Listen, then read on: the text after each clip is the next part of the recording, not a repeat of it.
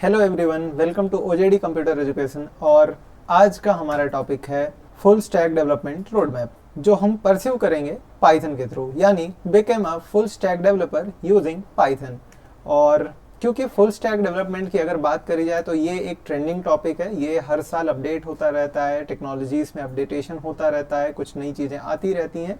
सो ये एक ऐसा रोड मैप है कि अगर आप इस वीडियो को इन फ्यूचर भी देख रहे हो तो ये आपके लिए रिलेवेंट रहने वाला है, नो मैटर कि आप कौन सी फील्ड से बिलोंग करते हो। अगर आप फुल स्टैक डेवलपर के लिए परस्यू करना चाहते हो, आगे बढ़ना चाहते हो, या आप एक रोड मैप चाहते हो, तो ये वीडियो डेफिनेटली आपके लिए हेल्पफुल रहने वाली है। सो चलते हैं इस वीडियो की ओर और समझते हैं कि कैसे हम परस्यू कर सकते हैं जेंगो में फुल स्टैक डेवलपमेंट।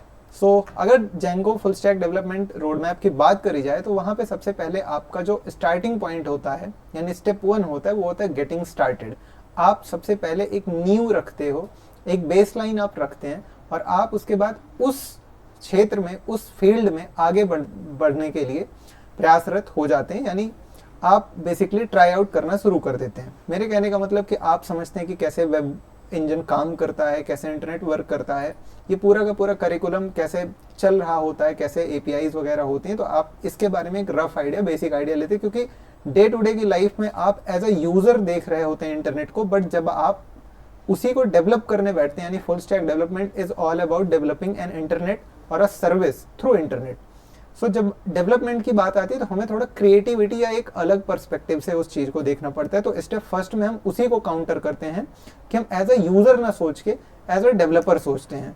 फिर आता है हमारा स्टेप 2, और यहाँ से हम स्टार्ट करते हैं अपने जेंगो के कोर कॉन्सेप्ट्स को, जिसमें हम समझते हैं कि क्या क्या चीज़ें रहने वाली हैं। फिर आता है हमारा स्टेप 3, जिसमें हम इंटरमीडिएट टॉपिक्स के बारे में बात करते हैं, समझते हैं कि इंटरमीडिएट टॉपिक्स क्या होते हैं, कैसे होते हैं, और ये कहाँ रिलेवेंस बनाते हैं हमारी इस जर्नी में। फिर आते हैं हमारे एडवांस टॉपिक्स, जो कि बहुत ज़्यादा ज़रूरी है अगर आप एक कॉम्प्लेक्स एप्लीकेशन या एसिंक्रोनस एप्लीकेशंस को डिज़ाइन करते हैं तो। और फिर सबसे लास्ट में आता है बेस्ट प्रैक्टिसेस, और उसके बाद आगे हमें कैसे परस्यू करना है, और यहाँ पे जाके आप सक्सेस को अचीव कर रहे होंगे। चलते हैं अपने स्टेप फर्स्ट की ओर, यानी गेटिंग स्टार्टेड। अब गेटिंग स्टार्टेड जो ये पार्ट है, ये बेसिकली 3 पार्ट्स में डिवाइडेड है। तो इसका जो सबसे पहला पार्ट आता है, जैसा कि मैंने कहा, introduction to web development and Django. सबसे पहला स्टेप आपको यही समझना है कि एक जो वेब डेवलपर होता है वो करता क्या है एक्चुअल में, एक वेब एप्लीकेशन काम कैसे करती है, फ्रंट एंड क्या है, बैक एंड क्या है, फ्रंट एंड के फ्रेमवर्क्स कितने हैं, बैक एंड के फ्रेमवर्क्स कितने हैं, और यहाँ पे स्पेशली जब आप बैक एंड फ्रेमवर्क की बात करेंगे तो जेंगो क्या है, बेसिकली वो कैसे काम करता है, ये सारी की सारी चीज़ें आप स्टेप फर्स्ट के फर्स्ट चैप्टर पे ही सीख रहे होंगे। आपको बेसिक यूआरएल राउटिंग पता होनी चाहिए, डायनेमिक यूआरएल्स क्या होते हैं और एब्सोल्यूट यूआरएल्स क्या होते हैं, ये सारी की सारी चीज़ें आप यहीं पे काउंटर करते हैं। बेसिकली आप एक ब्राउज़र को यूज़ करते करते एक नॉर्मल यूज़र से ज़्यादा उसके ऊपर उठ के सोचना स्टार्ट कर देते हैं। फिर आता है हमारा सेटअप योर डेवलपमेंट एनवायरनमेंट। ये भी हमारा पहले ही गेटिंग स्टार्टेड वाले पॉइंट का ही पार्ट होता है कि हम अपना एक डेवलपमेंट एनवायरनमेंट सेटअप करते हैं। बेसिकली हम एक आइडिया रखते हैं कि हमें HTML पे इतना टाइम इन्वेस्ट करना है, CSS पे इतना टाइम इन्वेस्ट करना है, जावास्क्रिप्ट पे इतना टाइम इन्वेस्ट करना है। On the other hand backend वाले सेक्शन में हमें जेंगो पे, पाइथन में इतना टाइम इन्वेस्ट करना है, और ऊप्स के कॉन्सेप्ट समझने में हमें टोटल इतने टाइम इन्वेस्ट करने हैं। हम खुद को बेसिकली एक रफ टारगेट या यूं कहें तो एक ओवरऑल आइडिया दे रहे होंगे कि हाँ, हमें डेवलपमेंट इन्वायरमेंट फेज के ड्यूरेशन में ये सारे के सारे टूल्स, ये सारे की सारी टेक्नोलॉजीज के बारे में लर्न करना है। अब वो लर्निंग आपके इंटरनेट से हो सकती है, किसी XYZ कोर्स से हो सकती है, किसी यूनिवर्सिटी से हो सकती है, it totally depends on you. फिर अगला स्टेप हमारा जो होता है, इमीडिएटली हम एक मिनी प्रोजेक्ट या यूं कहें एक स्मॉल प्रोजेक्ट बना के डेमोन्स्ट्रेट कर रहे होंगे कि कैसे ये पूरा का पूरा करिकुलम, कि यूज़र की साइड पे क्या होगा, सर्वर की साइड पे क्या होगा, एक बेसिक मिनी प्रोजेक्ट बना के हम फर्स्ट जेंगो प्रोजेक्ट बना के इस पूरे के पूरे करिकुलम को हम टेस्ट कर रहे होंगे। ये गेटिंग स्टार्टेड यानी स्टेप 1 का पार्ट है। फिर चलते हैं स्टेप 2 की ओर। तो यहाँ पे आते हैं हमारे कोर जेंगो के कॉन्सेप्ट। अब जो हमारे कोर जेंगो के कॉन्सेप्ट्स होते हैं उसमें जो सबसे पहला होता है वो होता है जेंगो का ऐप स्ट्रक्चर, या इसी को हम जेंगो फाइल हायरार्की कहते हैं। अब जेंगो फाइल हायरार्की में कई सारी फाइल्स होती हैं, जैसे admin.py होता है, wsgi.py होता है, asgi.py होता है। तो इन सब का फुल फॉर्म क्या है, कौन सी फाइल किस टाइप का रेलेवेंस रखती है आपके सोर्स कोड में, कहाँ पे टेस्टिंग और डिबगिंग के लिए हम test.py का यूज करेंगे, कैसे हम अपने ORM को और ज़्यादा इफिशियंट बनाएंगे, ये सारी की सारी चीज़ें बेसिकली ऐप स्ट्रक्चर का होता है, डिप्लॉयमेंट से रिलेटेड, एसिंक्रोनस फंक्शन से रिलेटेड, और इवेंचुअली आप एक अगर रियल टाइम कम्युनिकेशन ऐप बनाना चाहते हैं सच एज व्हाट्सएप, टेलीग्राम और इंस्टाग्राम, तो आपको कैसे वेब RCTC यूज़ करना है, ये सारी की सारी चीज़ें हम यहाँ पे सीखते हैं, समझते हैं कि कहाँ पे कौन सी फाइल हमें रखनी पड़ती है। फिर आगे आता है मॉडल्स एंड डेटाबेसेस। तो जैसा मैंने ORM के बारे में बताया, जेंगो फेमस ही अपने ORM की वजह से है। ORM का full form object relational mapper होता है, और ये ही जेंगो का सबसे बड़ा स्ट्रॉन्ग पॉइंट है। मार्केट में जेंगो से ज़्यादा अच्छा ORM कोई दूसरा फ्रेमवर्क अभी तक प्रोवाइड करता ही नहीं है। तो आपको ये इस टॉपिक पे, इस चैप्टर में आपको समझना है कि कैसे ORM को हम और ज़्यादा बेहतर बना सकते हैं, कैसे इसको हम GraphQL के थ्रू, CDN के थ्रू और रेडिश के थ्रू इसको हम लिंक करवा सकते हैं, समझ सकते हैं इन चीज़ों को, कि हम आगे कैसे कैशिंग का यूज़ करेंगे, कैसे अपने डेटाबेस पे डायरेक्ट रिक्वेस्ट न डाल के कैसे मॉडल को और लाइट वेट बनाया जा सकता है। ये सारी की सारी चीज़ें बेसिकली इंटरनल लिंकिंग की बात हम यहाँ पे कर रहे होंगे। फिर अगला स्टेप आता है हमारा व्यूज एंड टेम्पलेट्स। तो व्यूज एंड टेम्पलेट्स जेंगो के जो एक्चुअल फ्रेमवर्क है उसके लिए तो इम्पॉर्टेंट है, लेकिन अगर आप DRF सीख रहे हो, जेंगो रेस्ट फ्रेमवर्क सीख रहे हो, तो आप इस पॉइंट को स्किप कर सकते हो, views and templates. It totally depends on you, क्योंकि हम DRF के थ्रू सिर्फ API में JSON डेटा को रिटर्न करते हैं, जबकि वहीं पे जो हमारे जेंगो का कोर लाइब्रेरी है उसके थ्रू हम टेम्पलेट को रिटर्न करते हैं। कोई HTML फाइल होती है, उसमें हम स्टैटिक डेटा को भी डालते हैं, साथ ही साथ मीडिया फाइल्स भी डालते हैं जरूरत पड़ने पे। It totally depends on us कि what approach we are getting it totally. आगे बढ़ें URL राउटिंग। तो जैसा मैंने आपको URL राउटिंग के बारे में बताया, if we are talking about URLs, so सबसे ज़्यादा जो कॉम्प्लेक्स चीज़ आती है वो आती है स्लग फील्ड। अब स्लग फील्ड को कैसे जनरेट करना है, कैसे उसको डायनेमिक URL पे रखना है, कैसे इंडेक्सिंग करनी है डेटाबेस में कि पर्टिकुलर उस स्लग के लिए हम वो पूरा का पूरा डेटा गेट कर रहे हो। साथ ही साथ हम फिल्टर लगाएंगे अलग अलग तरीके का, और साथ ही साथ हम क्यू सर्चिंग भी करेंगे। तो हम ये कैसे पूरा का पूरा अचीव कर रहे होंगे, ये हमें इस स्टेप में समझना है। फिर आगे आता है फॉर्म्स एंड इनपुट। तो जेंगो का खुद का भी एक फॉर्म्स का मॉड्यूल है जो हम इंपोर्ट करके यूज़ कर सकते हैं, और अगर हम अपना कस्टम फॉर्म यूज़ कर रहे हैं HTML CSS में बना के, तब हम उसके थ्रू डेटा को कैसे इनपुट करवा सकते हैं, ये पूरा का पूरा करिकुलम हम यहाँ परफॉर्म करके प्रैक्टिकली टेस्ट कर रहे होते हैं। आगे अगर बढ़ें इसी जर्नी में, तो आता है हमारा इंटरमीडिएट टॉपिक्स। अब इस इंटरमीडिएट टॉपिक्स में जो हमारा सबसे पहला स्टेप आता है वो होता है authentication and authorization, and the most important topic of this road map. If you don't know authentication and authorization, then your application is just another trash. Why I am saying this? Because suppose there is a user who wants to create an account on your website, on your e-commerce platform, or whatever you have your project you have been created by you, whatever. अगर आप ऐसा कुछ करना चाहते हैं, तो सबसे पहले तो यूज़र जब आपके अकाउंट या आपके वेब एप्लीकेशन पे आएगा तो वो रिक्वेस्ट करेगा create account, login account. Suppose करिए उसने क्रिएट कर लिया, वेरीफाई कौन करेगा, ऑथेंटिकेट कौन करेगा कि ये यूज़र जेन्युइन है। OTP वगैरह, forget password, delete your account जैसे रिक्वेस्ट होती है।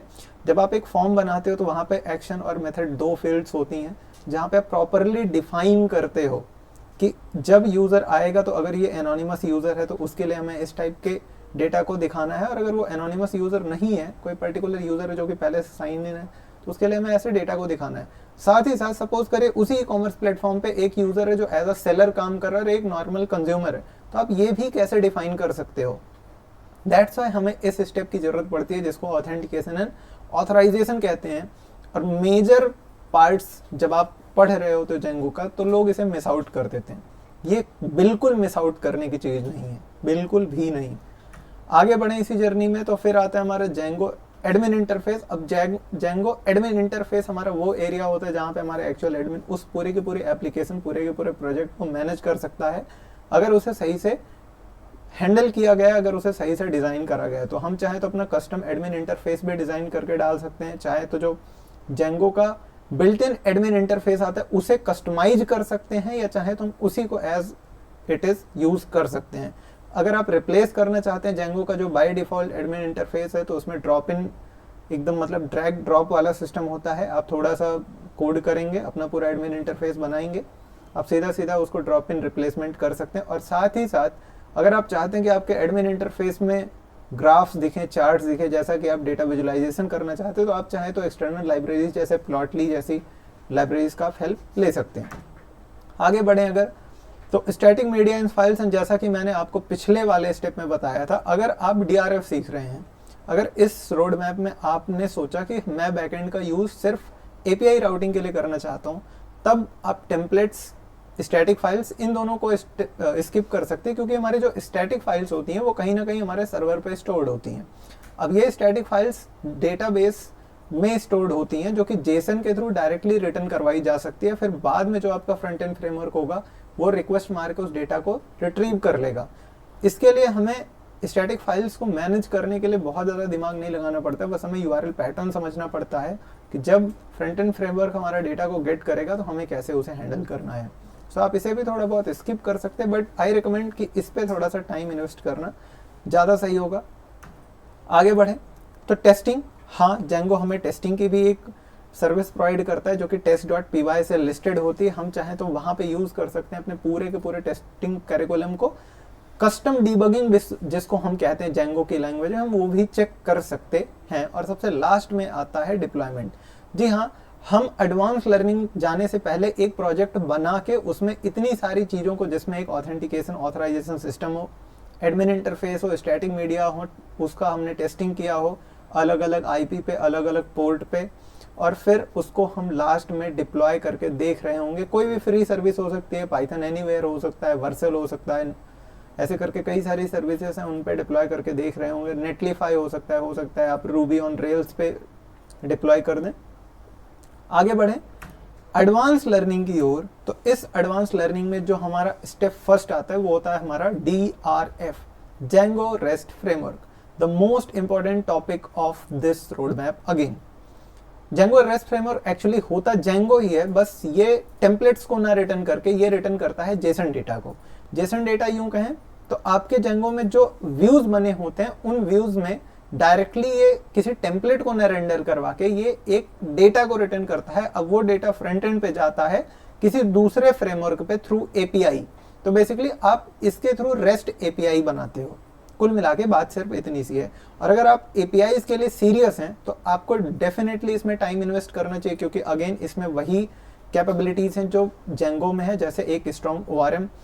सबसे बड़ा फायदा जो हमें DRF का मिलता है कि अगर आपने एक API DRF से बनाई, फिर आप किसी भी फ्रेमवर्क का यूज करके एक नेटिव एप्लीकेशन बना रहे हो, whether it's on Android, on desktop, on Linux, on Mac OS, on iOS, it doesn't matter. आप DRF के थ्रू API राउटिंग करवा के उस एप्लीकेशन को as a native application treat करवा सकते हैं। वो पता ही नहीं चलेगा कि ये एक वेब एप्लीकेशन है या उस डेस्कटॉप या उस इन्वायरमेंट के लिए एक नेटिव एप्लीकेशन है। अगला स्टेप आता है हमारा एडवांस क्वेरिंग। तो एडवांस क्वेरिंग में हम पढ़ते हैं क्यू और स्टैक जैसे टॉपिक्स को, कि जब हमारा डेटाबेस स्टैक हो जाता है। देखिए डेटाबेस को एक्सपैंड करने के कई सारे तरीके होते हैं, वर्टिकल एक्सपेंशन और हॉरिजॉन्टल एक्सपेंशन। जब हम ऐसे बिग डेटा के बारे में बात करते हैं तो कैसे हम एडवांस क्वेरिंग कराते हैं, कैसे हम डेटा को क्यू में सर्च करते हैं, और जो यूजर का टाइम होता है उसको हम कितना ज़्यादा सेव कर सकते हैं। क्योंकि हमारे लिए 1 मिलीसेकंड कोई बड़ी बात नहीं होती, बट उस सर्वर पे जहाँ पे सारी की सारी प्रोसेसेस रन कर रहे होते हैं उसके लिए 1 मिलीसेकंड भी प्रोसेस करना बहुत ज़्यादा होता है। और कई बार 1 मिलीसेकंड के लिए आपके अच्छे खासे चार्जेस कटते हैं होस्टिंग में। जब आप किसी सीरियस जॉब में जाते हो तब आपको वहाँ पे ये सारी चीज़ें सिखाई जाती हैं कि आप ये सारी चीज़ें, अगर आप होस्टिंग में हो, बिग डेटा में हो, तो आपको कैसे 1 किलोबाइट डेटा भी बचाना बहुत ज़्यादा इंपॉर्टेंट होता है। आम इंसान की आम ज़रूरतों में, डेली लाइफ में हमें फ़र्क नहीं पड़ता उतने डेटा से, बट एडवांस क्वेरिंग हमारा यही टॉपिक है, वो पूरा का पूरा ये डेमोन्स्ट्रेट कर रहा होता है कि कैसे हमें डेटा की सीरियसनेस को समझना है और उसको कैसे फॉलो अप कराना है एडवांस क्वेरीज के साथ। अगर हम आगे बढ़ें तो फिर आता है हमारा मिडिलवेयर और कस्टम मिडिलवेयर। अब ये मिडिलवेयर एक्चुअली होते क्या हैं, जैसे सपोज करें आपने कोई रिक्वेस्ट डाला, अब पासवर्ड हैशर कौन सा यूज़ होना है, कैसे उस पासवर्ड की हैशिंग होगी, AES होगा, SHA होगा, 256 बिट का होगा या 128 बिट का होगा, क्रिप्शन सिस्टम क्या होगा, ये सारी की सारी चीज़ें मिडिलवेयर बेसिकली होती हैं जो इंक्रिप्शन और डिक्रिप्शन के लिए उस एप्लीकेशन में रिस्पॉन्सिबल होती हैं। तो ये सारी की सारी चीज़ें हम इस स्टेप में पढ़ रहे होते हैं। फिर आता है कैशिंग, और कैशिंग के बारे में आपको मैंने पहले ही बताया। हम चाहें तो जेंगो में एक फ्रेमवर्क होता है मेम कैश, उसका यूज़ कर सकते हैं। हम फाइल सिस्टम बेस्ड कैशिंग भी कर सकते हैं। हो सकता है कि आपका जो सर्वर हो वो कोई दूसरा फाइल सिस्टम यूज़ कर रहा हो, LFS यूज़ कर रहा हो, ZFS यूज़ कर रहा हो, जो कि अभी लेटेस्ट टेक्नोलॉजीज़ हैं जिसके बारे में बहुत सारे लोगों को पता भी नहीं है। हो सकता है कुछ ऐसी टेक्नोलॉजी आपके सर्वर पे यूज़ हो रही हो, तब आप वहाँ पे जेंगो को यूज़ कर सकते हैं, जो कि बहुत ज़्यादा मेक सेंस करता है आज के टाइम पे, क्योंकि हर दिन एक नई टेक्नोलॉजी आ रही है। आप 2024 में अगर इस वीडियो को देख रहे हैं तो 2024 से पहले कोई भी AI का नाम नहीं जानता था, लेकिन आज देखिए हर एक बच्चा कोड कर सकता है with the help of AI। तो हमें कैसे खुद को अलग करना है, ये वही तरीका है। फिर अगर हम लास्ट स्टेप की ओर बढ़ें तो वो होता है हमारा एसिंक्रोनस जेंगो, और एसिंक्रोनस जेंगो हमारा पावर फैक्टर है वेब RCT जैसी एप्लीकेशंस का। अगर आप कोई रियल टाइम कम्युनिकेशन एप्लीकेशन बनाना चाहते हैं, सपोज करिए आपके पास व्हाट्सएप है, व्हाट्सएप पे डेटा रियल टाइम में कैसे अपडेट होता है, कैसे हमें ऑनलाइन ऑफलाइन जब कोई यूज़र जाता है तो वो रियल टाइम में वहाँ पे स्टेटस अपडेट हो रहा होता है, जबकि हमें कोई रिक्वेस्ट नहीं करनी पड़ती, बार बार रिफ्रेश नहीं करना पड़ता। तो इसके लिए वेब RCTC होता है और एसिंक्रोनस रिक्वेस्ट होती हैं जो कि बैकग्राउंड में रन कर रही होती है, हम इनका यूज़ कर सकते हैं। साथ ही साथ अगर हम बियॉन्ड की बात करें, बेस्ट प्रैक्टिसेस की बात करें, तो ऑफकोर्स आपको यहाँ पे गिट और गिटहब का पाइपलाइन समझना पड़ेगा, CI/CD पाइपलाइन समझना पड़ेगा। ये तो आपको साइड में सीखते रहना ही रहना है। लेकिन अगर बात करें हम कोड क्वालिटी बेस्ट प्रैक्टिसेस की, तो इसमें सबसे पहली चीज आती है आपका code flavour. Code flavour actually एक टर्मोलॉजी होती है जो कि कोडर्स के बीच में बहुत ज़्यादा फेमस है, कि कहा जाता है कि जब आप कोड करते हैं तो आपका कोड स्मेल करता है। इसका मतलब ये होता है कि आपकी जो कोड है उसकी रीडेबिलिटी कितनी अच्छी है। सपोज करिए आपने कोड लिखा, बट आपका जो फेलो डेवलपर है वो समझ में ही नहीं पाया कि आपके कोड लिखने का लॉजिक क्या था, तो फिर वो कोड इररेलेवेंट है। यहीं पे निकल के आता है हमारा कोड क्वालिटी।